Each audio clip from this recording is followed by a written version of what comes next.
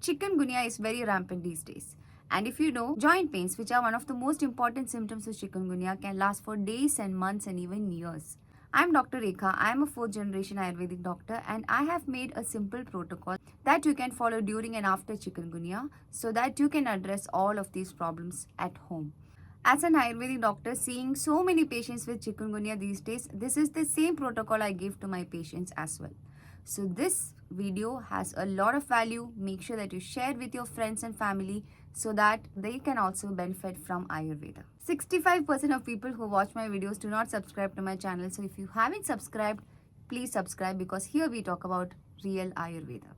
Without further ado, let's cut to the chase. Chikungunya. What is chikungunya? Chikungunya is caused by virus spread by mosquitoes. The name itself means bends you up or bent walk because it primarily affects your joints. The most common symptoms are sudden high fever, joint pain, muscle pain, fatigue, headache, back pain, and rashes on the body. Some may even have nausea and red eyes. As per modern medicine, there are no treatments available specifically for chikungunya. But the good news is with Ayurveda, we can address all of these symptoms. Usually, people recover within couple of weeks. I have also seen patients recovering in 20 to 25 to 30 days. The joint pain can also last for a few days, but I have also seen a lot of patients with longer duration joint pains which can last for months and months. Having said that, I have also seen patients with no symptoms at all. The recovery also depends upon your level of immunity. Say for example, somebody with comorbidities like diabetes, high blood pressure and such conditions, they recover slower compared to people who are in their young adult age groups. For breastfeeding women, there is no evidence that it get passed on through the milk, but pregnant women, you have to be careful because infection can be passed on to the unborn baby.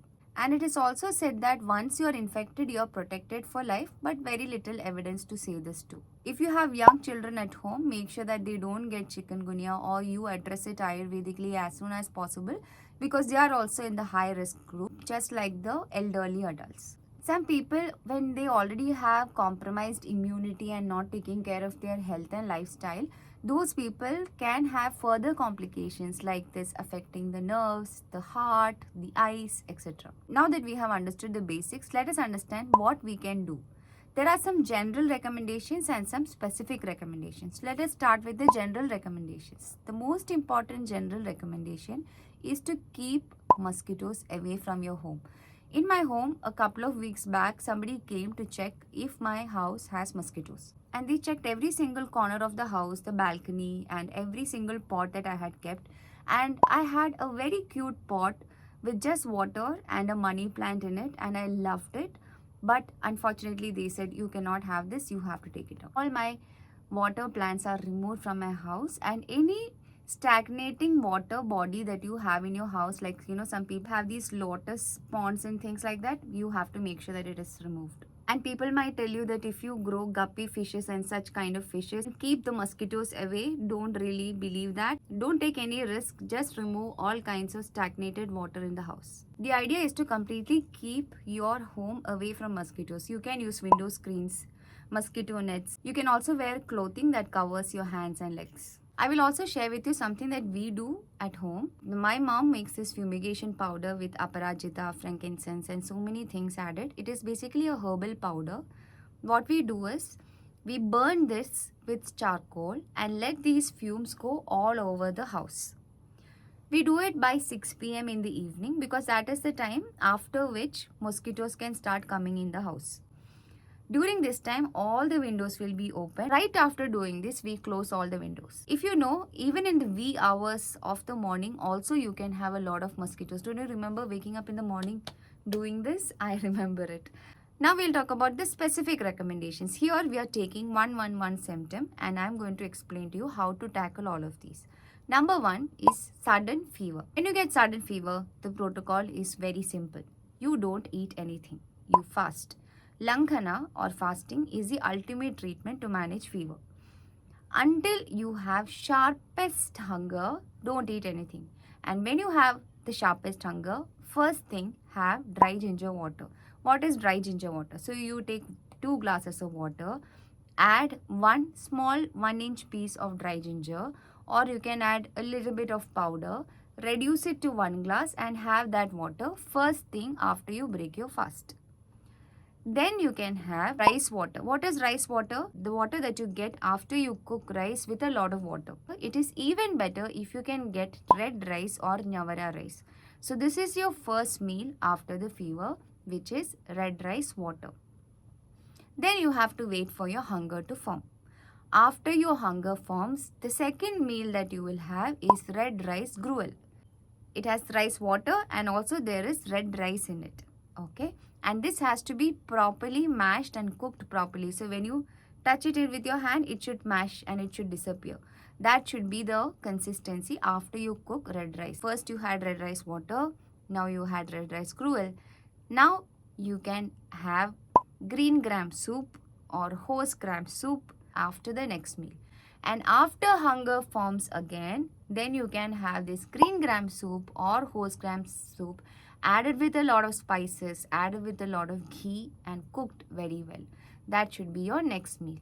After this, you can proceed to rice, dal and whatever normal food you have.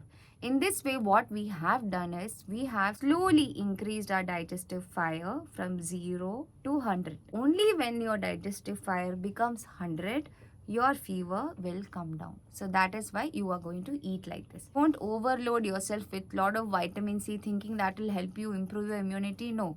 This is not the time to improve your immunity. You should have improved your immunity before. Now this fever has come. Now your aim has to how to improve your digestion. So all these soggy, cold, all of these heavy fruits will only lower and dampen your digestive fire.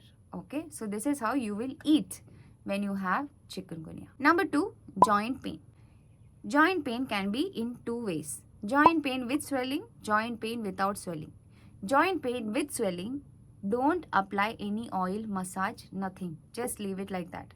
There is a leba called AR leba that you will get from my clinic. Apply it over the swelling for 2-3 days and it will reduce. Once the swelling completely reduces, that is when you can use oil.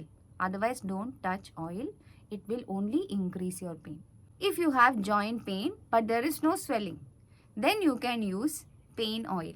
Pain oil is an heirloom product that I make in my clinic. It is a product that is passed on through generations. It is very effective in managing the pain. If you don't have access to pain oil, you can always use organic black sesame oil, add a little bit of green camphor and add Himalayan pink salt, make it warm and you can apply it on your pain area, which is good, but pain oil is 100 times more effective to subside pain. You can just message the number on the description and you can get it if you are in India. If you have nausea, what you should do? You can have puffed rice water. Puffed rice is basically murmura, but it is not the beautiful one but the ugly one. See this one. Take a tablespoon of it, powder it, add 1 glass of water and you can drink it. Now the next symptom is rashes. If you have a lot of rashes, you can have something called Thanika Hima. Thanika Hima is simple. You just have to take some coriander seed, add hot water and leave it overnight. Next morning, consume this at room temperature. You can have it once or twice a day. Once that pitta comes down, these rashes will reduce. There is no point in applying anything on these rashes because it is not going to help you, because these rashes, even if it is appearing externally, it is actually because of something happening internally, which is your high pitta. So we have to reduce the high pitta and cool your body. That's why you have to drink this coriander water. If you have fatigue, there is a recipe that is mentioned in Ayurveda which you can have even during fever, which is saktu. Any grain powder that is added to water and that is taken inside is called saktu. During fever, if you have fatigue, something that is very effective for you is saktu with red rice powder. So you just have to take maybe 1 teaspoon of red rice powder, add 2 teaspoons of roasted chana powder, add water and drink it. You can add Himalayan pink salt, you can add some jeera powder, whatever you like to make it flavored. Or if you want it sweet, you can also add mishri powder to it. It is an amazing drink. You can have it. It will reduce your fatigue. If you have loss of appetite, what you should do? Just add a little bit of spices more to your diet. So what are the spices? You can add spices like black pepper, long pepper, cinnamon, cloves. You can also use black salt. All of these can increase your appetite. So make sure that you add a little bit more so that your appetite is fine. One drink that can help you to recover from chikungunya very easily is drinking barley water.